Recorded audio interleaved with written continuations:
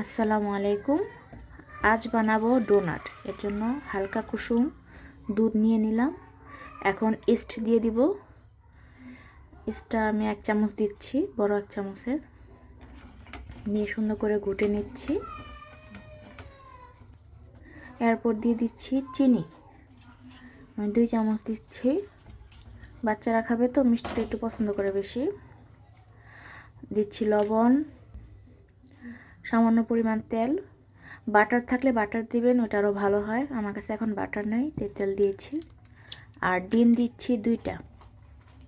এই যে একটা ডিমটা দিলে ভালো লাগে। অনেকে আবার বলে ডিম ছাড়া করে, আমি ডিমটা দিয়েই পারি। এই যে 2টা ডিম দিয়ে দিচ্ছি। এখন একটা সুন্দর করে করে নেব, সুন্দর করে মিশিয়ে নেব। এই তো মেশানো হয়ে গেছে। এখন দিয়ে দিব হলো ময়দার পরিমাপটা আসলে আমি করে দিই নাই, কারণ ওইটা অনুযায়ী, লিকুইড অনুযায়ী যদি বেশি হয় ছেঁকে দিছি। দেখি একটু হালকা লিকুইড হয়েছে।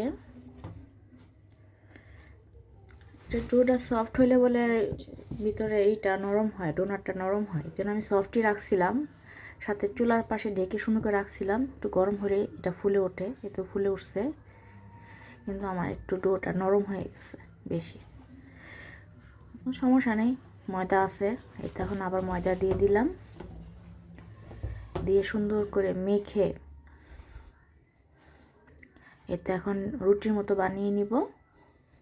ময়দাটা নিয়ে নিচ্ছি।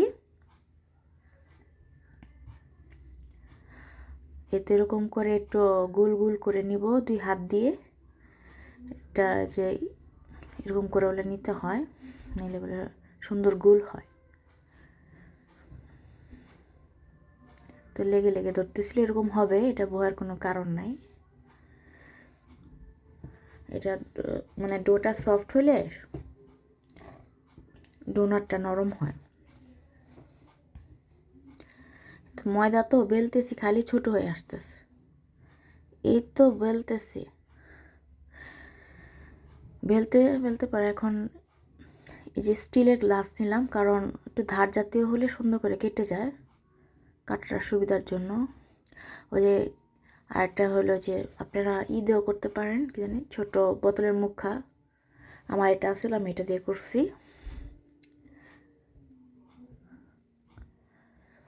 পরে যে আরও বানিয়ে নিচ্ছি, এমন করে অনেকগুলাই বানিয়ে নিব। এটা রুটিটা একটু বড় হয়েছে, তাই এখানে 3টা হয়েছে। অনেক প্রেসার দিয়ে কেটেছি মনে হচ্ছে, কিন্তু না, অনেক নরম হয়েছে, সুন্দর হয়েছে। একটু মোটা মোটা করে দেখেন, চাঁদিটা একটু মোটাই হয়েছে। মোটা করে দিলে সুন্দর হয় ডোনাটটা।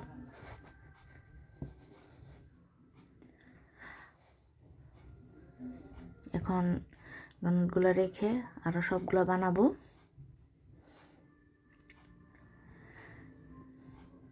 এই তো হয়ে গেছে আমার ডোনাট রেডি। এখন এটা আধা ঘন্টা আমি রেস্টে রাখছি। পরে এটা ফুলে দ্বিগুণ হয়েছে।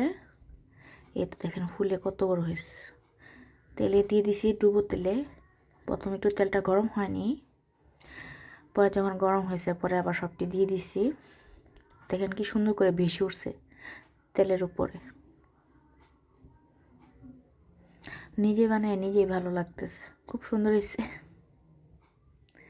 আমি প্রথমে ভয় পেয়ে গেছিলাম পানিটা একটু বেশি হওয়ার জন্য, পরে দেখলাম না, সুন্দর হয়েছে ডোনাটটা।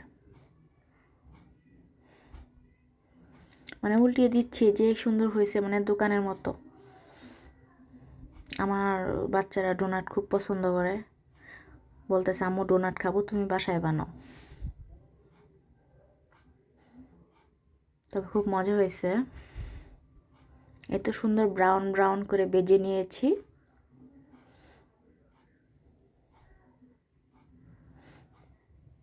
এক পাশ হয়ে গেছে, আরেক পাশ উল্টিয়ে দিলাম। সুন্দর ব্রাউন, হালকা ব্রাউন, বেশি পুড়েও নাই। এটা আবার মচমচ করে, এটা ভালো লাগে হালকা ব্রাউনটা। খুব সুন্দর হয়েছে, আমার নিজেরই ভালো লাগতেছে সত্যি কথা।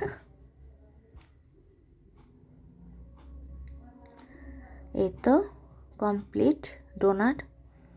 এখন ডেকোরেশন করব। এর জন্য কি জানি বলে ওটাকে, যে ডাবল বয়েল করে না, নিচে গরম পানি রেখে উপরে চকলেট গলাইতেছি আমি।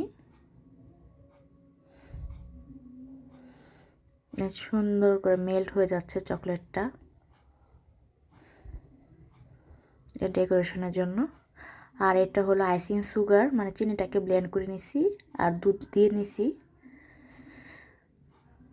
এই তো এখন এটাও ডেকোরেশন করলাম। আর অনেক প্রকার ফ্রুট কালার দিয়ে করে, আমরা ঘরে ফ্রুট কালার দিয়ে করি না। এখানে যে চকলেটই করে নেব। ওয়াও, দেখছেন কি সুন্দর, খুব সুন্দর হয়েছে। আমার ছেলে মেয়ে তো তখনই পাগল হয়ে যাবে, একটু ছবি তুলি। এই তো রেডি হয়ে গেছে আমার ডোনাট।